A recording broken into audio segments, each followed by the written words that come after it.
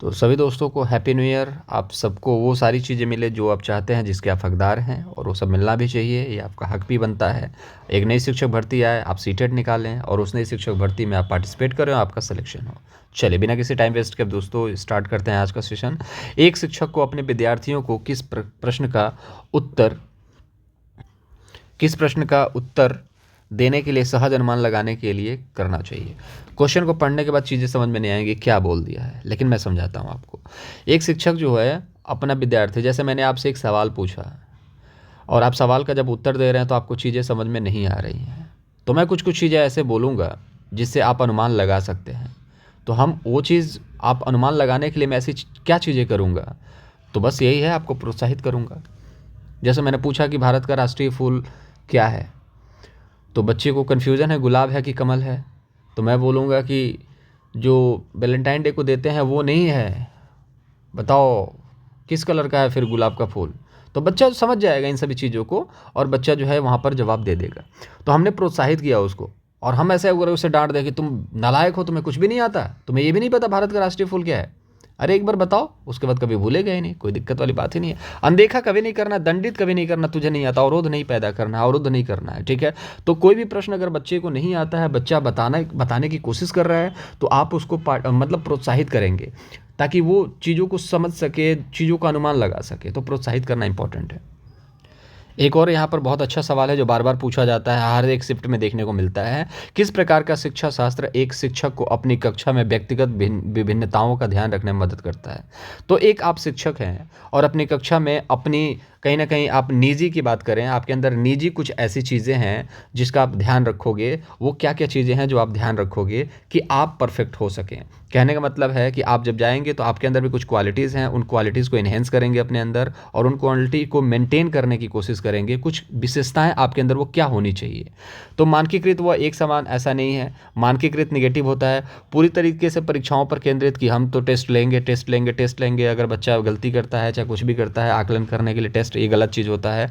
पाठ्य पुस्तक और केवल, ये तो दोनों निगेटिव है। तो सिंपल सी बात है, संलग्न और संदर्भित, मतलब कॉन्स्टेक्ट ऐसी चीज़ें पढ़ाओ जो कि बहुत डिज़ाइन हो, जो कि बच्चों के लिए ही हो और मतलब जो उसके सिलेबस में हो, जो बच्चा सीख सकता है, वही सारी चीज़ें पढ़ानी चाहिए, ठीक है। तो ये ऑप्शन नंबर 4, ये बहुत बार पूछा जाता है और इसका ऑप्शन 4 पे ही होता है। एक और सवाल दोस्त यहाँ पर, निम्न में से पाठ का सही उदाहरण क्या है। बाकी दोस्तों आप लोगों के लिए बहुत मेहनत की जा रही है और वीडियो को आप लोग लाइक नहीं करते हो, ना ही चैनल को सब्सक्राइब करते हो। दोस्तों आपसे रिक्वेस्ट है कि बहुत मेहनत है, आप लोगों का मैं सीटेट निकलवा दूंगा। जितने मैं क्लासेस ले रहा हूँ ना, उन वीडियोस को देख लेना, आपका सीटेट 100% निकल जाएगा। और मैं 8-8 घंटे की क्लासेस नहीं लेता, 10 मिनट, 15 मिनट, 20 मिनट की क्लास होगी और इतने में ही आपका 10-15 सेट देखोगे, निकल जाएगा। बाकी इच्छा है दोस्त आपकी, चैनल को सब्सक्राइब कर लीजिए। कुछ पूछना है तो कमेंट बॉक्स में पूछिए, मैं सभी के जवाब देता हूँ, ठीक है। तो पाठ के बारे में किसने बताया था, वाइगोत्स्की ने बताया था, ठीक है। वाइगोत्स्की सामाजिक संस्कृति के बारे में बात करते हैं और ये कहते हैं कि बच्चा का एक लेवल होता है सीखने का। बच्चा यहाँ तक तो खुद से सीख लेता है, ठीक है। जैसे बच्चा मम्मी पापा से बोलते बोलते बहुत कुछ सीख जाता है, लेकिन स्कूल में जाते ही उसको सही ग्रामर सिखाया जाता है, ठीक है। तो यहाँ तक उसने हिंदी बोलना तो सीख लिया है, लेकिन जो ग्रामर के रूल्स हैं ना, ऊपर से उसके मास्टर साहब लोग बताते हैं, तो जो ऊपर से ग्रामर के रूल बताया जा रहा है वो क्या दिया जा रहा है, पाठ दिया जा रहा है, ठीक है। तो पाठ मतलब क्या होता है, एक हिंट होता है। अब ज़बरदस्ती तो जैसे देखो, जब घोड़ा प्यासा नहीं है तो उसको पानी ज़बरदस्ती आप नहीं पिला सकते, ठीक है। सोए हुए व्यक्ति को जगा सकते हो, जो सोने का नाटक करे उसे नहीं जगा सकते। बच्चे को अगर एक हिंट दिया जाएगा ना, तो बच्चा सीख जाएगा, मतलब सीख जाएगा। और अगर नहीं सीखने वाला है तो कैसे भी नहीं सीखेगा। आप कुछ भी कर लो, घोल के पिला दो तो भी नहीं सीख सकता। तो सवालों के जवाब देने पाठ नहीं है। पुरस्कार देना तो निगेटिव होता है, आपको पता होना चाहिए। उद्दीपक अनुक्रिया का यहाँ से पाठ से कोई संबंध है ही नहीं, क्योंकि वाइगोत्स्की का उद्दीपक अनुक्रिया से कोई संबंध है ही नहीं। तो पाठ मतलब क्या होता है, एक संकेत देना, इशारा। जैसे आप कहीं जा रहे हो, आप जैसे कहीं आप जा रहे हो, शादी में जा रहे हो, यहाँ तक पहुँचे, फिर आपको पता चला कि यार मुझे तो रास्ता याद नहीं है। फिर आपने बोला भाई साहब फलाने गली में जाना है, तो बस हाथ दिखा देगा लेफ्ट साइड में, यहाँ चले जाओ, ठीक है। तो उसने क्या किया, इशारे किए, संकेत दिए, ठीक है ना। तो ये संकेत और इशारे, इसी तरीके के सवाल थोड़े से बन जाते हैं पाठ से रिलेटेड और बच्चे यहाँ पर कंफ्यूज हो जाते हैं। लेकिन निगेटिव टैग वर्ड से हम लोग उड़ा देंगे ना, क्या दिक्कत है। जवाब देना निगेटिव होता है, भौतिक पुरस्कार निगेटिव होता है, तो संकेत और इशारे जो होते हैं ये पॉजिटिव होते हैं। एक सवाल आप लोगों से यहाँ पर, इनमें से कौन सामाजिक संस्कृति वातावरण का उदाहरण है? तो सामाजिक और संस्कृति के बारे में अगर हम बात करते हैं तो सामाजिक संस्कृति में जल तो सामाजिक संस्कृति है नहीं, जंगल भी नहीं है। जंगल तो संस्कृति है लेकिन जानवरों की है, हमारी तो समाज है, ठीक है। स्मारक से कोई मतलब है नहीं, समुदाय, हम लोग एक समुदाय में रहते हैं, कम्युनिटी में रहते हैं, तो इस चीज़ को भी याद रखेंगे। एक प्रश्न यहाँ पर जहाँ पर बच्चे फिर गलती करते हैं कि ईवीएस में गृह अधिविन्यास का उद्देश्य क्या है, ठीक है। घर पे जो असाइनमेंट मिलता है उसका उद्देश्य क्या है? क्यों आपको घर पे असाइनमेंट देने के लिए कहा जाता है टीचरों से कि आप घर पे बच्चों को असाइनमेंट दीजिए, होमवर्क दीजिए? इसके पीछे का रीज़न क्या है? तो इसका मतलब ये थोड़ी ना है कि घर पर समय का उपयोग किया जाए। बच्चे ये लगा करके चले आते हैं और टीचर आज तक यही बोलते हैं कि बच्चों को होमवर्क इसलिए दिया जाए ताकि घर पे खाली रहेंगे, खेलेंगे, इससे अच्छा होमवर्क दे दो, सदुपयोग हो जाएगा, घंटा 2 घंटा कम से कम होमवर्क के बहाने बैठेंगे तो। लेकिन ये एनसीएफ नहीं कहता भैया, आप याद रखेंगे इस चीज़ को कि घर पर समय का सदुपयोग ये गलत होता है। पुनरावृत्ति, सुदृढ़ीकरण, ये सब गलत है भाई। विद्यालय में सीखी संकल्पनाओं में दक्षता, सीखी संकल्पना, सीखे गए कंसेप्ट में दक्षता, ये घर से क्या इसका लॉजिक बनता ही नहीं है कि घर से कुछ इसका मतलब हो। बाकी नेक्स्ट देख लेते हैं, हो सकता है ऐसा ही हो जाए। सीखने का विस्तार, तो सीखने का विस्तार जो होता है ये पॉजिटिव टैग है। अगर आप सीख रहे हो और सीखते सीखते मान के चलो कि आप शुरू में 0 थे सीटेट में, और सीटेट में आप इस काबिल हो गए हो कि 1 से 10 प्लस नंबर आराम से स्कोर कर सकते हो, क्योंकि आपने टैग वर्ड की वीडियो देख ली है जो हमने कराई है, और उससे क्वेश्चंस को, ऑप्शंस को एलिमिनेट कर पाते हो। दूसरी चीज़, जितने हम लोग ऑलराउंडर सेट कर रहे हैं, जितने हम लोग हॉट 10 के सेट लगा रहे हैं, उसको देख रहे हो। आपके जितने भी क्वेश्चंस प्रीवियस ईयर के हैं उस सारे क्वेश्चंस को आप देख ले रहे हो, जो शिफ्ट में पूछे जा रहे हैं देख ले रहे हो, तो आपका कॉन्फिडेंस क्या हो जाएगा? बढ़ जाएगा। तो सीखने का विस्तार आपका बढ़ जाएगा। आप घर बैठे अगर चीज़ों को पढ़ रहे हो तो, स्कूल में आपने कुछ सीखा, घर पे भी आप कुछ सीख रहे हो, तो सीखने का विस्तार हुआ कि नहीं हुआ? तो इस तरीके के क्वेश्चंस को इस तरीके से टैकल करते हैं, और मैं बोल रहा हूँ आपको कि मेरी गारंटी है कि मैं आप लोगों को पास करवा दूंगा, और मैं गारंटी दे रहा हूँ तो ऐसे ही गारंटी नहीं दे रहा हूँ, ठीक है। ऑनलाइन पे हूँ, ऑफलाइन बोल देता तो समझ में भी आता, ऑनलाइन भी हूँ। पेपर दे के आना, फिर आप लोग बताना। लीची से यहाँ पर प्रश्न पूछे जाते हैं। बिहार में लीची बहुत ज़्यादा होता है, लेकिन यहाँ पर बिहार में एक मधुमक्खी से भी यहाँ पर प्रश्न पूछे जाते हैं। तो बिहार राज्य के मधुमक्खी पालन, लीची वाले क्वेश्चंस अलग शिफ्ट में करेंगे हम लोग। तो मधुमक्खी पालन की प्रक्रिया का सर्वोत्तम समय कौन सा होता है, ये बार बार पूछा जाता है। तो जुलाई से सितंबर, अक्टूबर से दिसंबर, जनवरी से मार्च, अप्रैल से अगस्त। तो आपको यहाँ पर पता होना चाहिए अक्टूबर से दिसंबर जो है लीची का मधुमक्खी पालन की प्रक्रिया का सर्वोत्तम समय है। इस समय मधुमक्खी का पालन होता है बिहार में, और जोर शोर से होता है, खूब होता है। चैनल को सब्सक्राइब करते नहीं हैं आप लोग। चलिए कोई नहीं, नेक्स्ट क्वेश्चन देखते हैं। एक खाने से भी यहाँ पर सवाल पूछा जाता है। नीचे दिए गए हमारे देश के किस राज्य केंद्र शासित प्रदेश के अधिकांश सामान्य लोगों को नारियल वाली टैपिकुआ किसी भी करी के साथ उबला हुआ खाना सबसे अच्छा लगता है? तो टैपिकुआ एक, जिसको हम साबूदाना भी कहते हैं, साबूदाना आपने दूध में डाल करके खाया होगा व्रत वगैरह के टाइम पे, ठीक है। तो वो टैपिकोआ जो है वो कहाँ पर खाया जाता है, कहाँ पर बनाया जाता है? करी के साथ खाया जाता है। घुमा फिरा करके क्वेश्चन पूछेगा, लेकिन टैपिकोआ आपने पकड़ना है बस। टैपिकोआ जहाँ दिखा आपको क्या करना है, आपको केरल कर देना है। जहाँ पर सवाल पूछता है नारियल के तेल में मछली पकाई जाती है, तो नारियल के तेल में मछली कहाँ पकाई जाती है? गोवा में।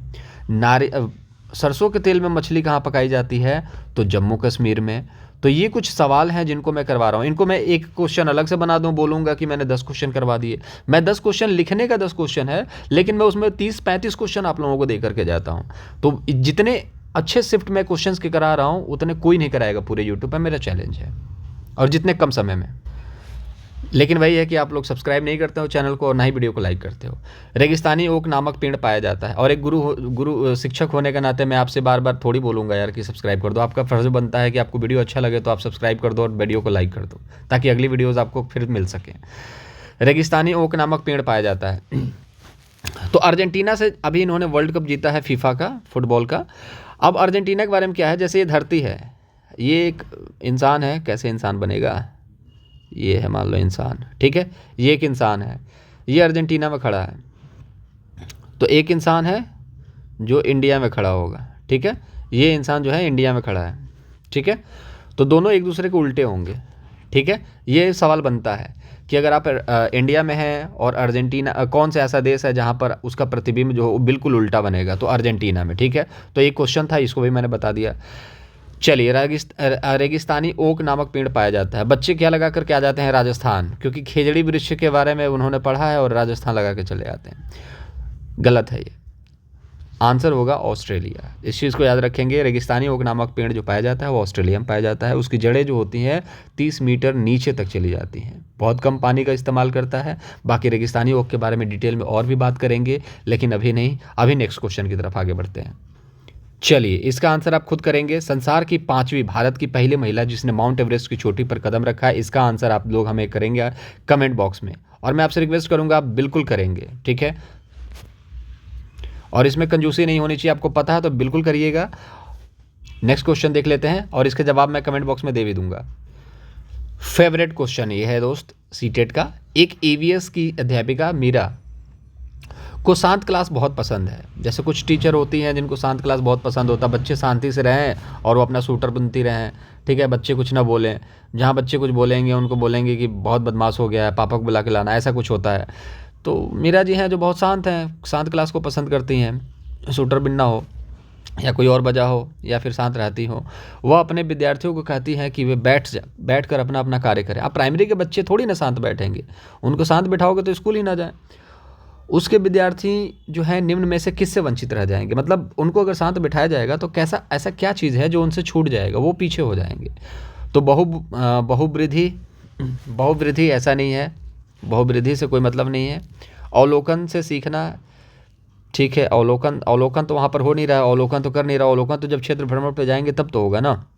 बहुवृद्धि, वृद्धि तो आपका शरीर से रिलेटेड है, जीन से रिलेटेड है, आनुवांशिकता है। तो यहाँ पर क्लास में वृद्धि से कोई मतलब नहीं है। अगर बहु विकास होता तो समझ में भी आता है। अवलोकन तो हम क्षेत्र भ्रमण पर जाते हैं। व्यक्तिगत सीखना, व्यक्तिगत सीखने के लिए आपको अकेला ही रहना चाहिए, लेकिन यहाँ पर वंचित की बात की जा रही है। जैसे आप अकेले रहेंगे तो व्यक्तिगत तौर पर सीखेंगे, लेकिन वंचित किस चीज़ से रहेंगे, जब आप क्लास में हैं तो सहपाठियों द्वारा सीखना। हम लोग के साथ बहुत बार ये हुआ है कि बिल्कुल क्लास में किसी से बात नहीं करना। वैसे भी हम बात करके कुछ सीखते नहीं, हम लोग इधर फालतू की बात करते हैं।